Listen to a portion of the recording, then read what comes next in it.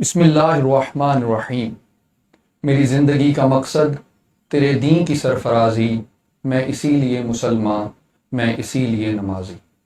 اظہار خیال سعید اسد کے ساتھ آج پہلے لائیو سیشن میں ہم آپ کے ساتھ موجود ہیں۔ میرا نام ہے محمد عاصم اکبر۔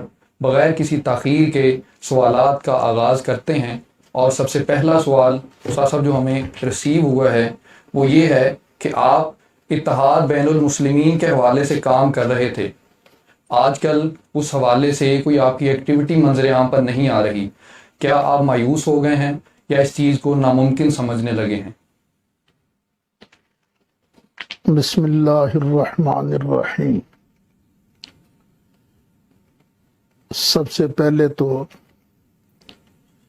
اللہ تعالیٰ کی بارگاہ میں عرض ہے، دعا ہے کہ اللہ تعالیٰ ہمارے اس نئے سلسلے کو دین کی خدمت کا ذریعہ بنائے۔ آمین۔ اللہ تعالیٰ اپنے فضل سے نفسانیت کے شائبے سے بھی ہماری اس کاوش کو دور رکھے۔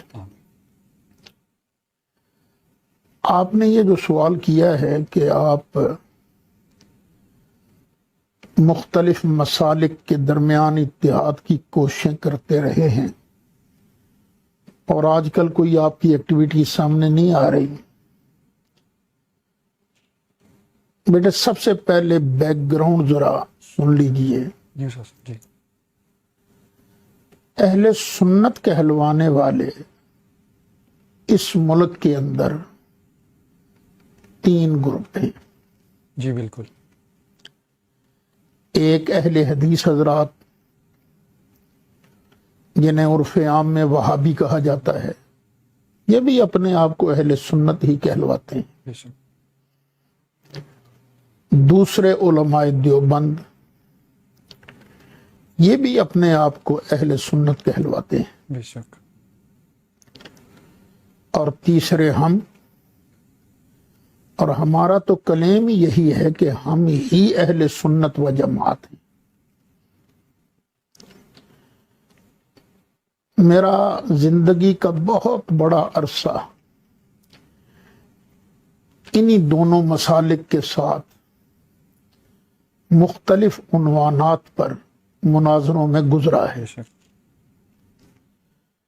اور مجھے ان مناظروں پر کوئی شرمندگی نہیں ہے، بلکہ میں اس کو اپنے لیے ایک اعزاز سمجھتا ہوں کہ اللہ تعالیٰ نے مجھ ناچیز سے یہ کام لیا ہے۔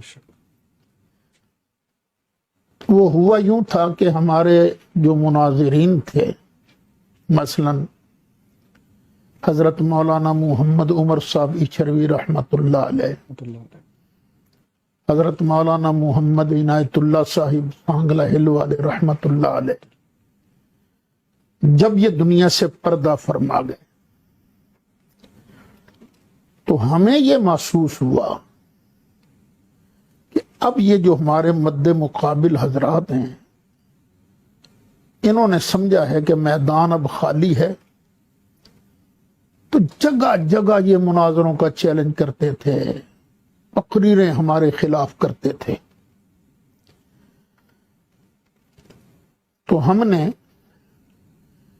اشرف العلماء حضرت مولانا محمد اشرف صاحب سیالوی رحمۃ اللہ علیہ، ان کی مشاورت سے یہ طے کیا، بڑے تو اب رہے نہیں، وہ تو دنیا سے پردہ کر گئے ہیں، اس میدان کے جو بڑے تھے، تو اب ہمیں خود اس میدان میں چھلانگ لگانی ہے کہ یہ روز روز کا جو شور شرابہ ہے، مناظرہ مناظرہ مناظرہ، اس کو تو بند کیا جائے۔ الحمدللہ وہ وقت کی ضرورت تھی، بے شک، اور ہمارے مناظرے ریکارڈ پر ہیں، نیٹ پر موجود ہیں۔ 19 مناظرے باقاعدہ جو ہوئے ہیں، ان میں اللہ تعالیٰ نے ہمیں حق کو واضح طور پر ثابت کرنے کی توفیق عطا فرمائی۔ بے شک، یہ اللہ تعالیٰ کا بہت بڑا کرم ہوا ہے، اللہ کا فضل ہے۔ اس پر ہمارا ایک ایک بال کو اگر لاکھ بھی زبانیں مل جائیں اور اس کا شکر ادا کرتے رہیں تو یہ بہت کم ہے۔ نتیجہ یہ نکلا کہ ہمارے جو مد مقابل حضرات تھے انہوں نے اپنے طلباء کو سختی سے منع کر دیا کہ اس کے جلسوں میں نہیں جانا، کیونکہ ہمارے جلسے بھی تو تربیتی نشستیں، جلسے یہ بھی تو ایک قسم کا مناظرہ ہی ہوتے تھے۔ ہم جلسہ کے 2 پارٹ کیا کرتے تھے، پہلے پارٹ میں میں نے جو تقریر کرنی ہوتی تھی تقریر کرتا تھا، اور دوسرے پارٹ میں جس نے میری تقریر پر کوئی سوال کرنا ہوتا تھا کھڑا ہو کر سوال کرتا تھا۔ بالکل کہ تابڑ توڑ یہ سلسلہ چلتا رہا، وہ اپنے طلباء بھیجتے رہے، لیکن آخر انہوں نے محسوس کیا کہ نہیں، یہ بندہ قابو میں آنے والا نہیں ہے۔ الحمدللہ۔ تو آہستہ آہستہ اہل سنت کے خلاف وہ جو مسلسل تقاریر ہو رہی تھی، زہریلی تقاریر، وہ ختم ہو گئی۔ کچھ زہریلی تقاریر کرنے والے دنیا سے چلے گئے، باقیوں کے اندر پتہ نہیں اللہ تعالیٰ نے بہتری کیا۔ وہ سلسلہ جب ادھر سے کم ہوا تو ظاہر ری ایکشن بھی تو نہیں ہونا تھا نا، بالکل ختم ہو جانا تھا۔ آہستہ آہستہ سلسلہ ختم۔ پھر میں نے سوچا کہ ہمارے اور ان کے درمیان زیادہ اختلاف تو ہے ہی نہیں۔ اہل حدیث حضرات جو ہیں ان کے ساتھ فری مسائل میں بھی اختلافات ہیں، لیکن فری مسائل میں ہم الجھنا پسند نہیں کرتے، بے شک۔ اس لیے کہ وہ فری مسائل میں زیادہ تر امام شافعی رحمۃ اللہ علیہ ان کے اقوال زیادہ لیتے ہیں، ہم زیادہ تر سیدنا امام اعظم ابو حنیفہ رحمۃ اللہ علیہ کے اقوال لیتے ہیں، اور ڈنکے کی چوٹ کہتے ہیں بھئی بات ہماری ٹھیک ہے لیکن ہو سکتا ہے دوسروں کی بات صحیح ہو، ہماری غلط ہو۔ تو فری مسائل میں الجھنا یہ کوئی اتنی دانش مندی نہیں ہے۔ کوئی یوں ہاتھ باندھ کے نماز پڑھے، میرے نزدیک اس کی بھی ہو جاتی ہے، کوئی یوں ہاتھ باندھ کے نماز پڑھے، میرے نزدیک اس کی بھی ہو جاتی ہے، کوئی ہاتھ چھوڑ کے نماز پڑھے، میرے نزدیک اس کی بھی ہو جاتی ہے۔ مقصد تو یہ ہے کہ اللہ کی بارگاہ میں حاضری لگوانا۔ حاضری کو لگوا رہا ہے، ہاں بس ایک بات ہے کہ بندہ شرک نہ کرتا ہو، بدعت نہ کرتا ہو، نبی کریم علیہ السلام کی شان میں گستاخی نہ کرتا ہو۔ اہل حدیث حضرات سے تو یہ اختلافات ہیں، فری اختلافات۔ باقی رہ گئے علماء دیوبند۔ علماء دیوبند میں بھی 2 طرح کے لوگ ہیں۔ ایک گروپ وہ ہے جو مولانا اشرف علی صاحب تھانوی ان کے مریدین پر مشتمل ہے، ان کے خلفاء پر مشتمل ہے، اور دوسرا گروپ جو ہے وہ وہاں بھچنا کے مولانا حسین علی، ان کے شاگردوں کا گروپ ہے، ان کے مریدوں کا گروپ ہے۔ تو یہ جو مولانا اشرف علی تھانوی والا گروپ ہے، میں سمجھتا ہوں جن مسائل میں ہم پر شرک اور بدعت کے فتوے لگاتے ہیں، ان مسائل میں ان حضرات کی طرف سے ہم پر فتویٰ تو سراسر غلط ہے، کیونکہ جن باتوں میں ہم پر فتویٰ لگتا ہے وہی باتیں یہ بھی کہتے ہیں، یہ بھی کرتے ہیں۔ نام کا ہی فرق آ جاتا ہے، یہ مجلس سے ایصال ثواب کہہ لیتے ہیں، ہم ختم شریف کہہ لیتے ہیں، وہ بھی ختم شریف کا لفظ بعض اوقات بول لیتے ہیں۔ تو کوئی اتنا زیادہ فرق نہیں ہے۔ ہاں ایک فرق ہے عبارات کا، بس یہی عبارات جو ہیں یہی آپس میں مل بیٹھنے کی راہ میں رکاوٹ ہیں۔ تو میرا فارمولہ یہی تھا، یار سب نے تو کام اپنی قبر کے لیے کرنا ہے، تو چلو ایسے کرو، تم اپنے بزرگوں کو چھوڑ دو، ہم اپنے بزرگوں کو چھوڑ دیتے ہیں۔ جو سب سے بڑا بزرگ ہے سید عالم صلی اللہ علیہ وسلم، ان کی بات لے لیتے ہیں، ان کے خالق اور مالک اللہ تعالیٰ کی بات لے لیتے ہیں، تو اللہ رسول کا جو فیصلہ ہے اس کو آپ بھی مان لو، ہم بھی مان لیتے ہیں۔ بے شک اگر اللہ رسول نے ہمیں نبی کریم علیہ الصلاۃ والسلام کی شان اقدس میں ہلکا سا بھی لفظ بولنے سے منع کیا ہے تو خدا کے لیے آپ باز آ جاؤ، آپ ایسے الفاظ مت بولو۔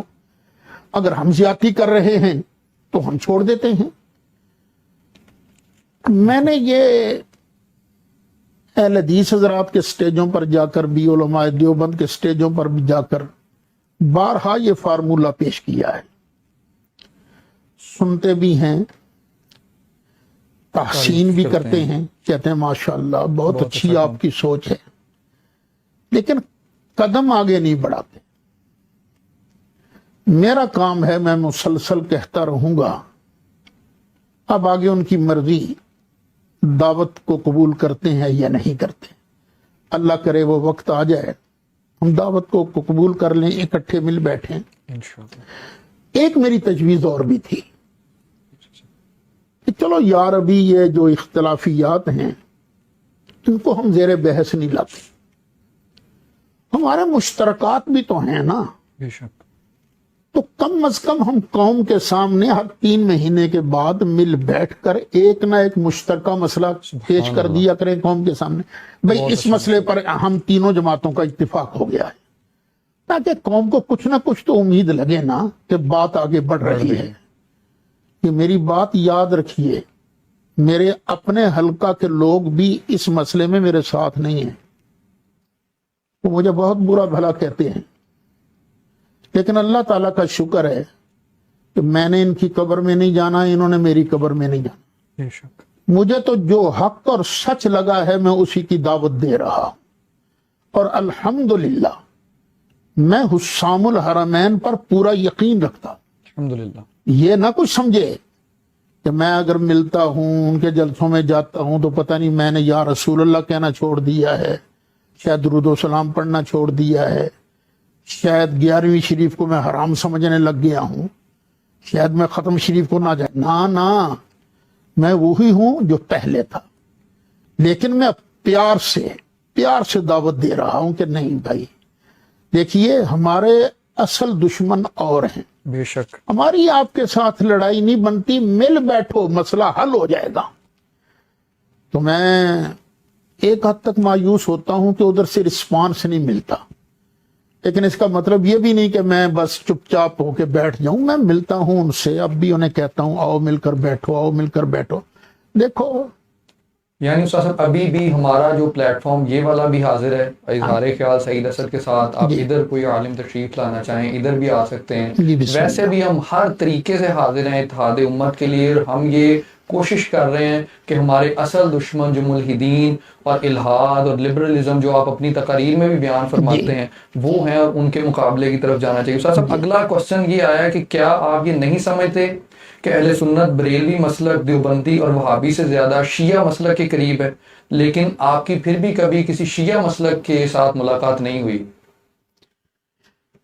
میں ہرگز یہ نہیں سمجھتا کہ ہم اہل سنت و جماعت شیعوں کے زیادہ قریب ہیں، بالکل نہیں، یہ بالکل غلط پراپیگنڈا ہے۔ شیعہ کا تو مذہب شروع ہی ہوتا ہے صحابہ کرام پر تبرہ بازی سے، ان کو گالیاں دینے سے، اور ہم کہاں ان کے قریب ہیں؟ ان کا کلمہ الگ ہے، ہمارا کلمہ الگ ہے، ان کی اذان الگ ہے، ہماری اذان الگ ہے۔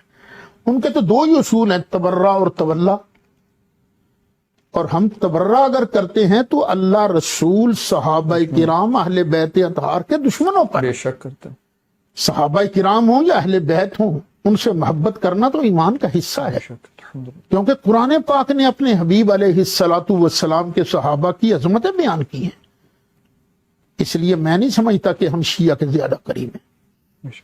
کہ وہ صاحب اگلا کوسچن یہ ہے کہ اتحاد امت کی کوششوں کے بعد کیا اب آپ کا یہ موقف چینج ہوا ہے، یا آپ یہ سمجھتے ہیں کہ وہابی اور سنی کا یا دیوبندی اور سنی کا نکاح ہو سکتا ہے، یا شیعہ سنی کا ایٹ لیسٹ نکاح ہو سکتا ہے؟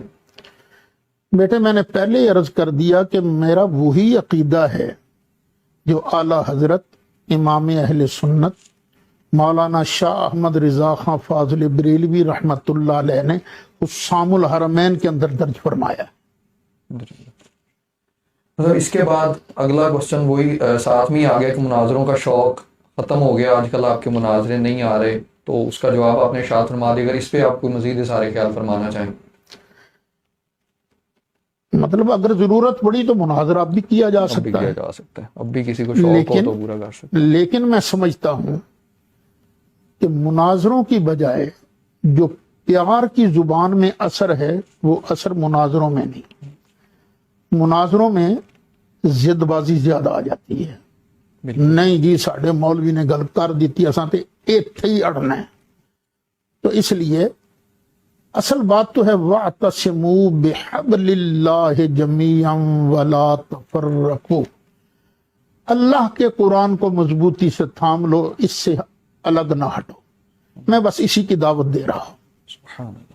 مطلب اس کے اگلا کوشچن یہ ہے کہ سادات علماء کرام، ان کی حضرت علی سے محبت فطری محبت ہے، لیکن جو غیر سادات علماء کرام ہیں ان کا رجحان زیادہ حضرت ابوبکر صدیق کی جانب ہے، تو کیا یہ خارجیت کی طرف اور دوسرے رافضیت کی طرف جا رہے ہیں؟ اس حوالے سے آپ سارے خیال فرما دیجیے پلیز۔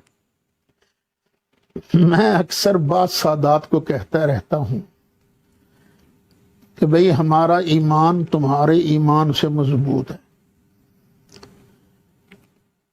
کیونکہ تم نے مانا ہے تو نانا اور دادا سمجھ کے مانا ہے، ہم نے اگر مانا ہے تو اللہ کا محبوب سمجھ کے مانا ہے، اس لیے ہمارا ایمان تمہارے ایمان سے مضبوط ہے۔ ہم تو نسلی تعصبات میں نہیں پھرتے، ہم کو حضرت ابوبکر صدیق کی اولاد میں سے تو نہیں ہے کہ ہم کہیں جی ہمارا ابا زیادہ تگڑا تھا، نہیں، ہمیں تو جو اللہ رسول نے فرمایا ہم تو اس کو بیان کرتے ہیں اور اسی پر ایمان رکھتے ہیں۔ سب اگلا کوشچن جو ہے وہ لاہور سے ایک صاحب ہیں، وہ پوچھ رہے ہیں کہ کیا حضرت امیر معاویہ سے یہ شرط طے ہوئی تھی کہ وہ اپنے جانشین کا تقرر نہیں کریں گے؟ اگر ہوئی تھی تو پھر انہوں نے یزید کا تقرر کیا کیوں؟ میرے خیال میں کوئی ایسی شرط طے نہیں ہوئی تھی، مجھے صحیح سند کے ساتھ یہ بات کہیں سے نہیں ملی۔ پھر جب حضرت امیر معاویہ رضی اللہ عنہ نے یزید کے لیے بیعت لی تو ہم نے اپنے آقا سیدنا امام حسین رضی اللہ عنہ کی طرف دیکھا کہ وہ اس کے بارے کیا فرماتے ہیں۔ انہوں نے فرمایا نہیں، یہ عمل درست نہیں ہے۔ تو ہم نے بھی حضرت سیدنا حسین رضی اللہ عنہ کے اتباع میں ہم نے بھی کہا یزید کو ولی عہد نامزد کرنا یہ درست نہیں ہے۔ سبحان اللہ۔ پھر ہم نے یہ دیکھا کہ کیا سیدنا حسین رضی اللہ عنہ نے جو جنتی جوانوں کے سردار ہیں، مومنوں کی آنکھوں کا نور ہیں، کیا انہوں نے اس مسئلہ کو بنیاد بنا کر حضرت امیر معاویہ رضی اللہ عنہ کے خلاف تلوار اٹھائی تھی؟ کیا انہوں نے ان کو برا بھلا کہا تھا؟ جواب ہے نہیں۔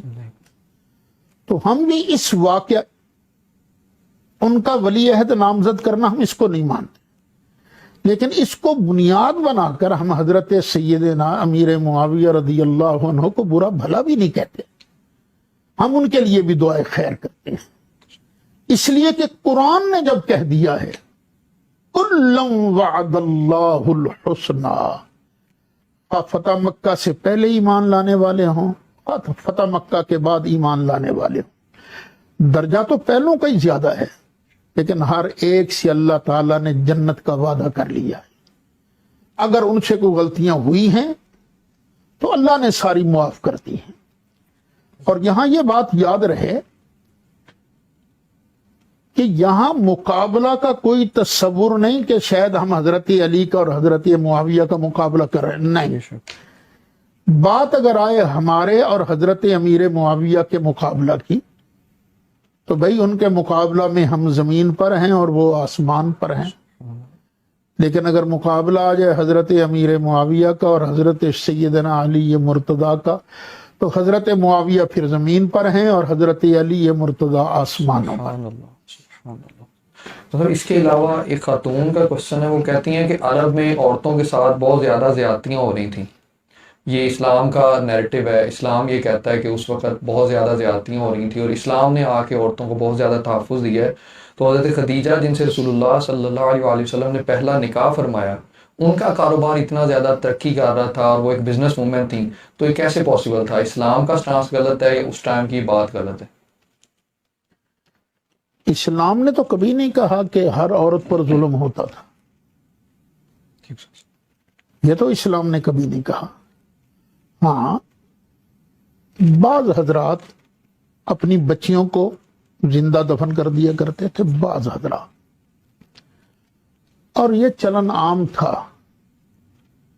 کہ عورتوں کو وراثت میں حصہ نہیں ملے گا، اور وہاں تو سب مردوں کو بھی وراثت میں حصہ نہیں دیا جاتا تھا، جو بڑا بیٹا ہوتا تھا وہی سارا مال سمیٹ لے جایا کرتا تھا. تو یہ تو اسلام نے آ کر بتایا کہ نہیں بھائی، یہ عورتوں کا بھی حق ہے تو مردوں کا بھی حق ہے. کے بعد صاحب اگلا کوشچن جو ریسیو ہوا ہے وہ یہ ہے کہ اگر ہر صحابی نبی جنتی ہے تو جس بھی ایمان والے کا، اور یہ پوچھا یہ گیا ہے کہ حساب سے پہلے جنتی ہے کہ حساب کے بعد جنتی ہے، اور انہوں نے پہلے ساتھ ہی کنکلوژن دے دیے کہ اگر حساب کے بعد جنتی ہے تو پھر تو ہر امتی نبی جنتی کا نعرہ بھی لگنا چاہیے.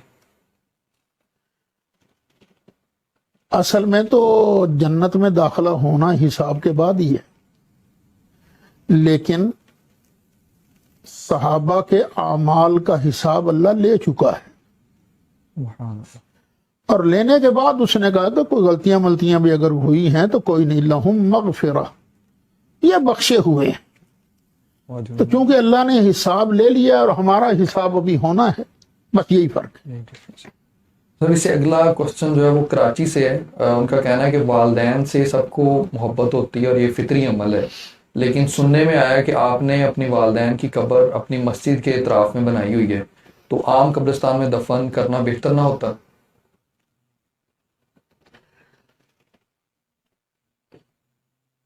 یہ سوال جس نے کیا ہے اس کا آدھا سوال ٹھیک ہے اور آدھا سوال لا علمی کی بنا پر ہے. ہماری والدہ کا جب انتقال ہوا رحمت اللہ علیہ، تو ہمارے ایک بھائی نے کہا کہ ہم اپنی ماں کو وہاں دفن کریں گے جہاں ہر وقت قرآن شریف پڑھا جاتا. تو انہوں نے، ہم سب نے ان کی بات پر لبیک کہی، اور اس طرف خیال ہی نہیں گیا کہ وقف جگہ کے اندر قبر بن سکتی ہے کہ نہیں بن سکتی. پر غلطی ہو گئی ہم سے، اور پھر میں نے جب غلطی کا احساس ہوا، علماء سے فتوے منگوائے مجھے اب کیا کرنا چاہیے. تو بعد نے کہا نہیں، انہیں یہاں سے نکال کے قبرستان کے اندر دفن کرو. بعض مفتیان کرام نے فرمایا کہ نہیں، اسی طرح رہنے دو، نیک بندی تھیں، اللہ تعالیٰ کی ولیہ تھیں، تو ایک فتنہ نیا نہ کھڑا ہو جائے. تو آپ دیکھ لیں قبر کا معمولی سا نشان ہے، نہ یہاں کوئی گلہ رکھا ہوا ہے، نہ یہاں کوئی بورڈ لگا ہوا ہے کہ مزار پر انوار والدہ ماجدہ حضور امام المناظرین، نہیں، نہ کوئی بورڈ ہے. اور جہاں تک حضرت والد صاحب رحمت اللہ علیہ کا تعلق ہے، ان کو وقف جگہ میں دفن نہیں کیا گیا، بلکہ وہ پرائیویٹ ملکیت تھا. مکان مسجد کے بالکل ملحق پرائیویٹ ملکیت تھا، تو اس کے اندر دفن کیا گیا، کیونکہ جو زمین کا مالک ہے ان کی بھی خواہش تھی اور خود ابا جان کی بھی وصیت تھی کہ چونکہ یہ ماحول ایسا ہے کہ یہاں اکثر درود و سلام پڑھا جاتا ہے، تو مجھے اس لیے یہاں دفن کیا جائے. اور میں نے اپنے لیے تو وصیت کی ہوئی ہے اپنے بچوں کو کہ جب میرا انتقال ہو جائے تو مجھے عام مسلمانوں کے ساتھ دفن کرنا. بندوں سے غلطیاں ہوتی ہیں تو اللہ تعالیٰ اس غلطی کو معاف فرمائے. اور جہاں والد ماجد کا مزار پر انوار ہے وہ مسجد کے اندر نہیں ہے، نہ کسی وقف جگہ کے اندر ہے. تو سب سے اگلا کوشچن جو ہے وہ اسلام آباد سے ہے، ایک خاتون کا، وہ کہہ رہی ہیں کہ اولیاء اللہ کی کرامات کے بارے میں بہت سارے لوگوں کا یہ کہنا ہوتا ہے کہ یہ ایسا رسول اللہ کے زمانے میں کیوں نہیں ہوا، اور رسول اللہ نے ایسا کیوں نہیں کیا، اور اگر ایسا ہونا ہوتا تو رسول اللہ حقدار زیادہ تھے کہ ان کے ساتھ ایسی چیز ہوتی، اور یہی چیز صحابہ کرام کے بارے میں بھی کہی جاتی ہے کہ صحابہ کرام کے ساتھ اگر ایسا ہو سکتا تو پہلے تو رسول اللہ کے لیے یہ چیز ہونی چاہیے تھی، ایسا کہنا کیسے؟ تو نبی کریم علیہ السلام کے معجزات یہ ہیں، یہ کیا چیز ہے؟ معجزات کیا؟ بے شک احادیث کی کتابوں میں پورا چیپٹر ہے باب المعجزات، نہیں تو عام درسی کتاب ہے مشکات شریف، اس کو اٹھا کر دیکھ لیں، اس کے اندر سرکار کے معجزات درج ہیں جی۔ اس سے نیکسٹ سا کوشچن ہے کہ ذکر قلبی جو آپ کرواتے ہیں قرآن و حدیث میں، یہ کہاں سے ثابت ہے، یا یہ فقط ایک تصوف کی اصطلاح ہی ہے؟ نہیں، یہ قرآن کریم کے اندر اس کا ذکر ہے۔ قرآن کریم فرماتا ہے رجال،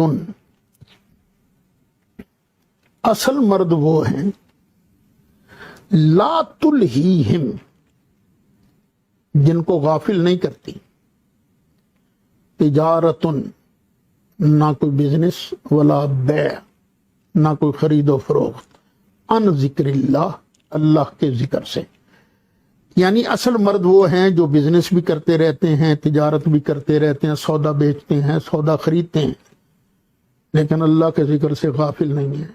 اور یہ اللہ کا ذکر کون سا ہے کہ ادھر زبان چل رہی ہے، سودا بھی اتنے کا دینا ہے، نہیں بھی اتنے کا دینا ہے، اور ساتھ ذکر بھی ہو رہا ہے۔ یہ کون سا ذکر ہے؟ یہ ذکر قلبی ہے، یعنی بندہ مومن جو ہے اس کا دل بھی ذاکر ہوتا ہے، اس کی زبان بھی اللہ کے ذکر سے تر رہتی ہے۔ تو سب نیکسٹ کوشچن ہے کہ آپ کے مطابق دین کے ماخذ کتنے ہیں، اور کیا آپ کے مطابق دین کے ماخذ کے اندر اور ان کی اہمیت میں فرق بھی ہے؟ دین کے ماخذ 4 ہیں: کتاب اللہ، سنت رسول اللہ صلی اللہ علیہ وسلم، اجماع امت، اور وہ قیاس جو ان تینوں سے مستنبت ہو، یعنی کتاب اللہ سے، سنت رسول اللہ سے صلی اللہ علیہ وسلم، اور اجماع امت سے۔ ہمارے نزدیک دین کے ماخذ یہ 4 ہیں۔ تو سر اس سے نیکسٹ کوشچن ہے، اسلام کو سمجھنے کے لیے کون سی کتب کا مطالعہ کرنا چاہیے، آپ کیا ریکمینڈ کرتے ہیں اس حوالے سے؟ میں ریکمینڈ کرتا ہوں کہ وہ جو پچھلے سال میں نے دورہ تفسیر القرآن ریکارڈ کروایا تھا یوٹیوب پر، اس کو معمول بنا لیجیے، اس کو سننا۔ 171 لیکچر ہیں، اور پورے قرآن کریم کی تفسیر عوامی انداز میں بیان کی گئی ہے، اس کو سن لیں۔ اور وہ الحمدللہ اب لکھی بھی جا رہی ہے، پہلی جلد تقریباً 832 صفحے پر مشتمل ہے، پہلے پارے کی تفسیر جو ہے۔ اب وہ چھپنے کے انتظار میں ہے، اللہ تعالیٰ جب بھی سبب بنائیں گے وہ چھپ جائے گی انشاءاللہ العزیز۔ اور دوسری جلد جو ہے اس کا 4تھا پارہ شروع ہے، الحمدللہ، وہ بھی سورۃ آل عمران بھی انشاءاللہ مکمل ہونے والی ہے، تو انشاءاللہ یہ تفسیر بھی چھپ جائے گی۔ اور جو پچھلی تفسیریں ہیں، میرے خیال میں قرآن فہمی کے لیے ہر ایک کی اپنی رائے ہوتی ہے۔ حضرت مولانا مفتی احمد یار خان صاحب گجراتی رحمت اللہ علیہ، ان کی جو تفسیر نعیمی ہے، یہ ابتدائی طالب علم کے سمجھنے کے لیے بہت بڑی ممد و معاون ہے، اس لیے کہ وہ پہلے آیت لکھتے ہیں، آیت کے نیچے لفظی ترجمہ بھی با محاورہ ترجمہ، 2 ترجمے آتے ہیں، پھر اس کے بعد شان نزول آتا ہے، پھر پچھلی آیت سے اس کا ربط کیا ہے، ربط آتا ہے، اور جو اصل کام ہے وہ ایک ایک لفظ پر بحث کرتے ہیں، یہ لفظ اصل میں کیا تھا اور اس کا معنی کیا ہے، وہ ہے حصہ تفسیر والا۔ پھر اس کے بعد وہ خلاصہ تفسیر بیان کرتے ہیں، پھر وہ تفسیر صوفیانہ بیان کرتے ہیں، پھر جو ملحدین کے یا دوسرے بد مذاہب کے اعتراض ہوتے ہیں ان کا جواب دیتے ہیں۔ تو ایک ایک پارے کی وہ تفسیر ہے، وہ تقریباً 11 پارے کے قریب حضرت نے لکھی تھی تفسیر، بعد میں ان کا انتقال ہو گیا، تو وہ تفسیر بڑی ممد و معاون ہے، اگر صرف اتنی ہی پڑھ لی جائے تو انسان کو قرآن فہمی میں کافی مدد مل سکتی ہے۔ نیکسٹ کوشچن جو ہے وہ یہ ہے کہ مقصد جو ہے وہ انسانی زندگی کا اگر آخرت کا حصول ہے تو پھر ہمیں دنیا میں بھیجا کیوں گیا، اور دنیا کو اس قدر حقیقی کیوں بنایا گیا کہ بندہ اس کے اندر کھو جاتا ہے؟ اور اس سے نیکسٹ یہ کہ دنیا کے اندر جتنے علوم و فنون ہم سیکھتے ہیں، اور وہ یہ سیکھا ہوا جو ہم نے پڑھتے ہیں، پی ایچ ڈیز تک کرتے ہیں، وہ آخرت میں ہمیں کس کام آئیں گی؟ اللہ تعالیٰ خود فرماتا ہے خالق الموت والحیات، کہ خالق نے موت کو بھی پیدا کیا اور زندگی کو بھی پیدا کیا، لِیَبْلُوَکُمْ اَیُّکُمْ احسن عملا، تاکہ وہ تمہارا امتحان کرے کہ تم میں سے کس کے عمل اچھے ہیں۔ اب زندگی پہلے ہوتی ہے، موت بعد میں ہوتی ہے۔ پہلے ہم زندہ ہیں، مریں گے بعد میں، لیکن اللہ کریم نے جب بیان فرمایا تو فرمایا خلق الموت والحیات، موت پہلے حیات بعد میں۔ تو اس لیے فرمایا کہ اسی کی حیات شاندار ہوگی جو اپنی زندگی کے ہر لمحے میں موت کو مقدم رکھے۔ میں نے مرنا ہے، میں نے مرنا ہے، میں نے مرنا ہے، میں نے مرنا ہے، میں نے اللہ کو جواب دینا ہے۔ پھر دنیا کو اللہ تعالیٰ نے مزین کر دیا، سب کے لیے نہیں، یہ کفار کے لیے زیادہ مزین کی گئی، وہ دنیا میں ہی کھو گیا، آخرت کا خیال ہی نہیں۔ اور مومن جو ہے وہ دنیا کماتا ہے، دنیا میں محنت کرتا ہے، پڑھتا ہے، وہ کیوں؟ دوسروں کو فائدہ پہنچانے کے لیے۔ اور اللہ کو یہ عمل بڑا محبوب ہے کہ میرے بندے میرے بندوں کو فائدہ پہنچائیں۔ تو چونکہ مومن جو دوسرے بندوں کو پڑھنے کے بعد فائدہ انجینئر کر لی، کسی نے انجینئر بن گیا، سائنٹسٹ بن گیا، تو وہ لوگوں کو فائدہ پہنچاتا ہے، اس کا اجر بھی اللہ اسے عطا فرمائے گا۔ تو نیکسٹ کوشچن ہے لندن سے کہ اگر کسی ملک میں گستاخانہ خاکے بنے تو اس ملک میں رہنے والے مسلمانوں کو کیا کرنا چاہیے؟ یہ نبی کریم علیہ السلام کا ارشاد گرامی ہے، من رعا منکم منکرا فلیغیرہ بیدہ، تم میں سے جو آدمی برائی دیکھے تو اپنے ہاتھ سے اسے روکے، چینج کرے اسے اپنے ہاتھ سے۔ وَإِن لَّمْ يَسْتَطِعْ فَبِلِسَانِهِ، اگر وہ اس کی پاور نہیں رکھتا تو اپنی زبان سے روکے۔ وَإِن لَّمْ يَسْتَطِعْ فَبِقَلْبِهِ، اور اگر اس کی پاور نہیں رکھتا تو اپنے دل سے روکے، دل سے برا سمجھے۔ وَذَلِكَ أَضْعَفُ الْإِيمَانِ، اور یہ ایمان کا کمزور ترین درجہ ہے۔ ہمارے جو مسلمان بھائی فارن میں رہتے ہیں، ویسٹ میں رہتے ہیں، کافروں کے ملک میں رہتے ہیں، ملحدوں کا ملک ہے، عیسائیوں کا ملک ہے، وہاں اگر کوئی گستاخی ہوتی ہے، وہاں قانون کو ہاتھ میں نہ لے، کیوں؟ وہ اس کی استطاعت نہیں رکھتا۔ اور اگر کوئی دلیری کر جائے تو پھر اسے بھگتنے کے لیے بھی تیار رہنا چاہیے کہ ہاں مجھے سزا بھی ہو سکتی ہے، مجھے اس کے جواب میں قتل بھی کیا جا سکتا ہے، تو پھر اس کے لیے واویلا نہ کیا جائے، اس نے بہت اعلیٰ درجہ کمایا ہے۔ اور یہ بات تو مشکل ہے، وہاں تو حکومت ہمارے ہاتھ میں نہیں ہے، تو پھر اپنی زبان سے برا بھلا کہا جائے، اسے زبان سے احتجاج کیا جائے، تم نے یہ کام کیوں کیا ہے۔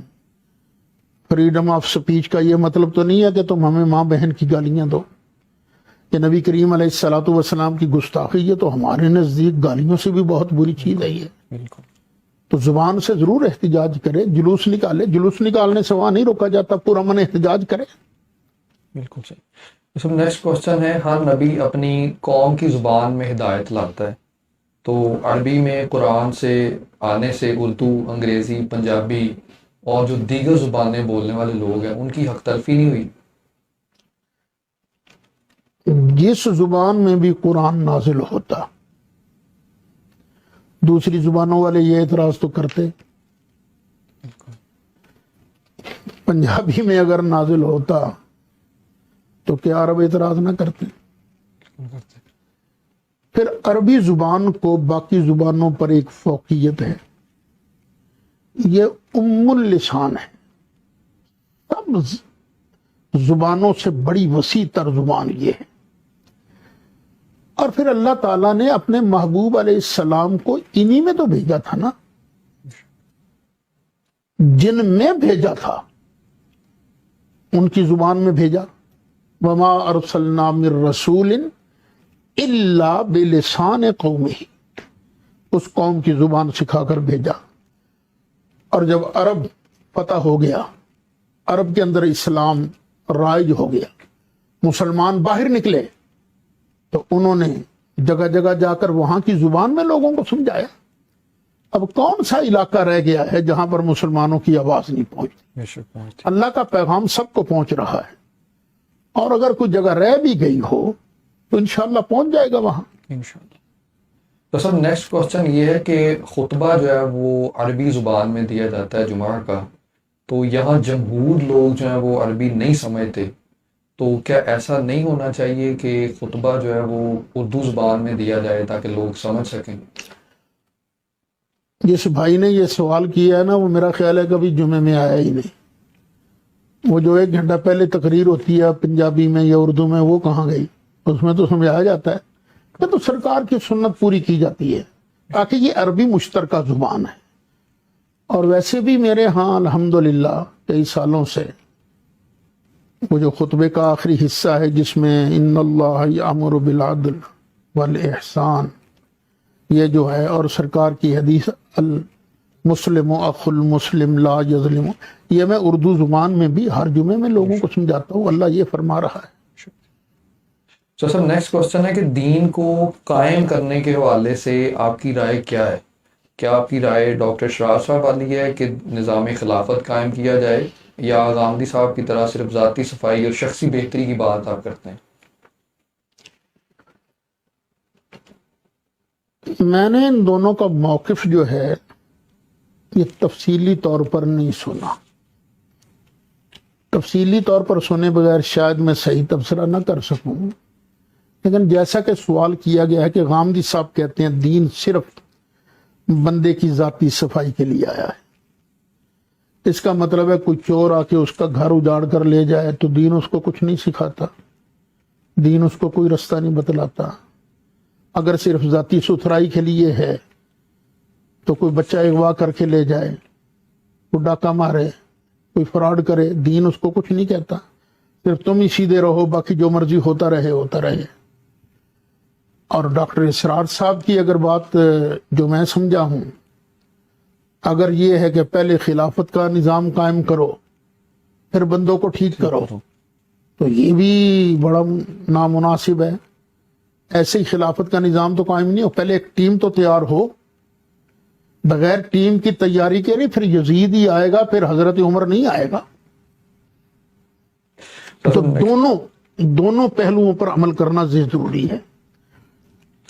تو سر نیکسٹ کوسچن ہے عشق با مراد اور عقل بے مراد، تو کیا دین کہتا ہے عقل کا بالکل استعمال نہ کیا جائے؟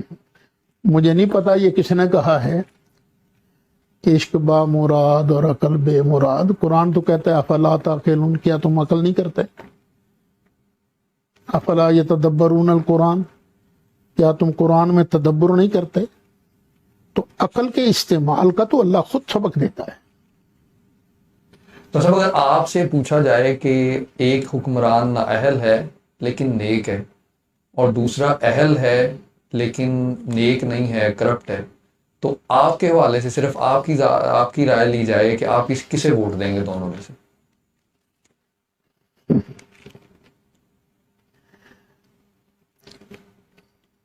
جو نیک ہے وہ نمازیں ہی پڑھتا رہے گا، نفل ہی پڑھتا رہے گا، تو لوگوں کے کام کون کرے گا؟ کرپٹ حکمران اگر آ جائے تو اس کو تو اتارنا واجب ہوتا ہے۔ یہ سوال یوں کیا جائے کہ کوئی ذاتی شخصی گناہ ہو جاتا ہے اس سے،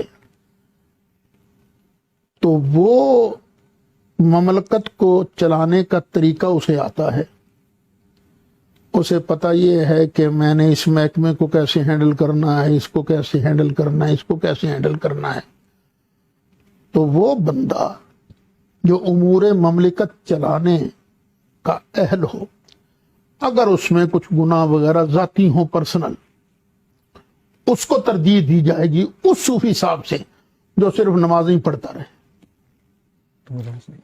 تو سر اس سے نیکسٹ کوشچن ہے کہ والدین کی مرضی کے بغیر شادی کرنا کیسا ہے؟ ولی کی مرضی کے بغیر نکاح ہو سکتا ہے یا نہیں ہو سکتا؟ ہاں، لڑکا لڑکی دونوں بالغ ہوں، وہ اپنی مرضی سے نکاح کر سکتے ہیں، اور ولی کی مرضی کے بغیر بھی نکاح ہو سکتا ہو ہے؟ جاتا ہے۔ اس کے اندر کوئی اس طرح کی رائے؟ نہیں، اختلافی ہے، اختلافی رائے ہے، لیکن ہمارے نزدیک نکاح ہو جاتا ہے۔ نیکسٹ استاد صاحب کوشچن یہ ہے کہ قرآن و حدیث دونوں ہی ایک ہی طریقہ سے ہم تک پہنچے ہیں، تو پھر حدیث کی صحت پہ کلام ہوتا ہے، قرآن کو بالکل اس صحیح میں کیسے تھوڑا سا مان لیا فرق گیا؟ ہے، ایک ہی طریقے سے نہیں پہنچے، مختلف طریقوں سے پہنچے۔ ہر دور میں قرآن پاک کو روایت کرنے والی جماعت جم غفیر پر مشتمل ہے۔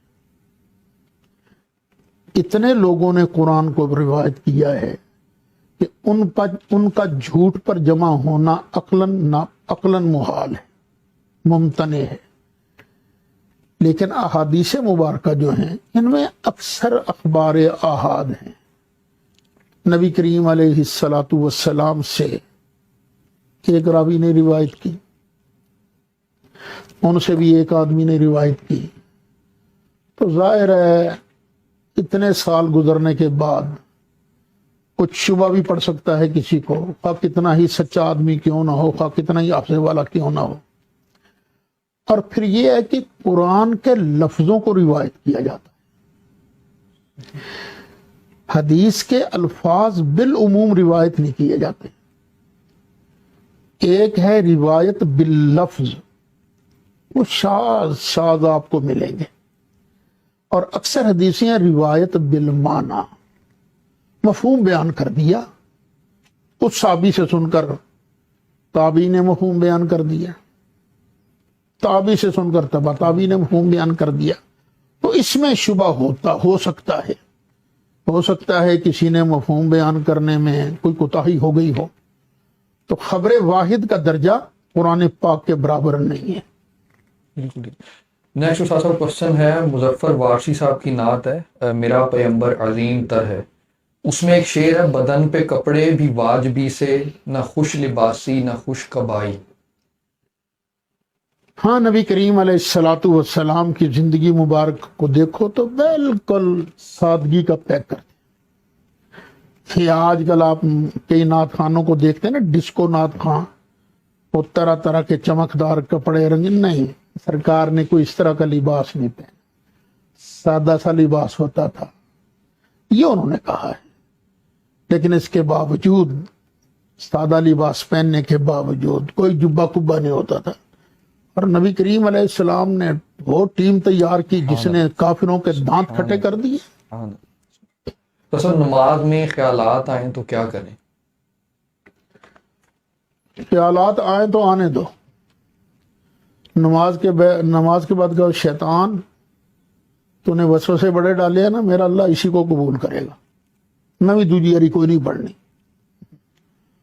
تو کوئی نہیں، شیطان بھاگ جائے گا۔ سر اس سے آگے کوشچن ہے کہ مغربیت سے مرعوب جو اسلامی اسکالرز ہیں، ان کا کہنا ہے کہ جہاد اب ختم ہو گئے اور فقط ظلم و زیادتی ختم کرنے کے لیے کسی سے لڑا جا سکتا ہے، اس کے علاوہ دین قائم کرنا صرف رسول اللہ کی ذمہ داری تھی اور ان کے بعد خلفائے راشدین کی بس۔ یہی ان کو غلطی لگتی ہے، خود اقرار کرتے ہیں کہ ظلم کو ختم کرنے کے لیے جہاد کیا جا سکتا ہے، جہاد ہو سکتا ہے، تو سب سے بڑا ظلم کون سا ہے؟ ان الشرک لظلم عظیم، سبحان اللہ، شرک سب سے بڑا ظلم ہے، تو شرک کو مٹانے کے لیے بھی جہاد کیا جا سکتا ہے۔ قرآن میں سے جواب۔ تو سر اس سے نیکسٹ کوشچن یہ ہے کہ عورت کا حمل کے بعد اگر 2 ماہ بعد بچہ ضائع ہو جائے تو وہ کتنے دنوں بعد غسل کرے گی پھر؟ جتنے دن تک خون آتا رہے اسے، بس ان دنوں میں نہیں. اور اگر 40 دن سے اوپر بڑھ جائے تو 40 دن کے بعد وہ نہا کے نماز پڑھ سکتی ہے. نیکسٹ صاحب کوشچن یہ ہے کہ صرف ستر عورت جتنا چھپا ستر عورت چھپا کر نماز پڑھنا جائز ہے؟ جیسے کہ کوئی کپڑا باندھ لے یا جیسے دھوتی باندھ لے اور وہ ناف سے اوپر تک وہ جائے اور نیچے گھٹنوں تک چلی جائے تو نماز ہو جائے گی؟ اگر بندے پر ایسا وقت آ جائے کہ اس کے پاس اور کوئی کپڑا نہیں ہے، صرف ایک دھوتی ہے، تو وہ دھوتی باندھ کر ناف سے اوپر باندھ لے، گھٹنوں تک آ جائے تو ٹھیک ہے، نماز پڑھ لے، ہو جائے گی. لیکن کپڑوں کے ہوتے ہوئے یہ جو عادت بن گئی ہے نا کہ سر سے اتار کے نیچے پھینکنا کپڑے کو اور ننگے سر نماز پڑھنا کر کے، یہ درست نہیں ہے. صاحب لاسٹ کوشچن ہے، رسول اللہ نے لمبی امیدیں لگانے سے روکا ہے، تو حضرت یوسف علیہ السلام نے اتنے سالوں کی پلاننگ کی تھی، تو رسول اللہ کہہ رہے ہیں لمبی امیدیں نہ لگائیں، حضرت یوسف اتنی لمبی پلاننگ کر رہے ہیں، تو انبیاء کو جو دین ملا اس کی اصل تو ایک ہی تھی، تو پھر یہ تضاد کیوں ہے؟ کوئی تضاد نہیں ہے. اصل میں لمبی امیدوں کا معنی سمجھا ہی نہیں گیا. سرکار نے فرمایا خیالی پلاؤ نہ پکایا کر. وہ شیخ چلی والا واقعہ تو آپ نے کئی بار سنا ہوگا نا، اس کو مل گیا کہیں سے انڈا، تو اس نے اب خیالی پلاؤ پکانے شروع کر دیے کہ یہ میں انڈا مرغی کے نیچے رکھوں گا، پھر وہ چوزی نکلے گی، بڑی ہو جائے گی، مرغی بن جائے گی، پھر وہ انڈے دے گی، وہ انڈے ڈھیر سارے بن جائیں گے، تو میں پھر اس کو مرغی کے نیچے رکھوں گا، پھر بچے پیدا ہوں گے، وہ پھر میرا پولٹری فارم بن جائے گا، تو میں پھر وہ پولٹری فارم بیچ کر بکریاں لے لوں گا، بکری خریدوں گا ایک، پھر اس سے کئی بکریاں بن جائیں گی. تو اس طرح کے یہ خیالی پلاؤ جو ہے نا، ان سے منع کیا گیا ہے. دوسرا، یہ توکل کا سبق بھی دیا گیا ہے. بس محنت کر، لمبی امید نہ لگا، رزلٹ اللہ پر، اللہ کے سپرد کر. اور یہاں تک حضرت یوسف علیہ السلام کی بات ہے، انہوں نے کوئی امید نہیں لگائی تھی، انہوں نے تو علم یقینی کی بنیاد پر یہ فیصلہ فرمایا. خیالی پلاؤ میں اور علم یقینی میں بہت بڑا فرق ہوتا ہے. اور یہاں میں ایک بات اور بھی عرض کر دوں، یوسف علیہ السلام نے خوابوں کی تعبیر بیان فرمائی، اس کا حل بھی بتایا، اور ساتھ ہی فرمایا بادشاہ اجعلنی علی خزائن الارض، مجھے وزیر خزانہ بنا دے. حالانکہ اسلام کے اندر منصب طلب کرنا یہ جائز نہیں. خود بندہ ڈیمانڈ کرے مجھے یہ عہدہ دے دو، یہ عہدہ دے دو، یہ درست نہیں ہے. لیکن جب بندہ سمجھے کہ میرے بغیر کوئی یہ کام کر ہی نہیں سکتا، باقی سب نکمے نااہل ہیں، تو پھر اس پر واجب ہوتا ہے کہ میدان میں کود کر اس مسئلے کو حل کرے. یوسف علیہ السلام سمجھتے تھے کہ نہ بادشاہ میں اہلیت ہے، نہ کسی اور بندے میں اہلیت ہے، میرے اندر اللہ نے یہ اہلیت پیدا، انی الحفیظ علیم، میں حفاظت بھی غلے کی کرنا جانتا ہوں، علیم، اور مجھے پتہ بھی ہے ملک کیسے چلایا جاتا ہے.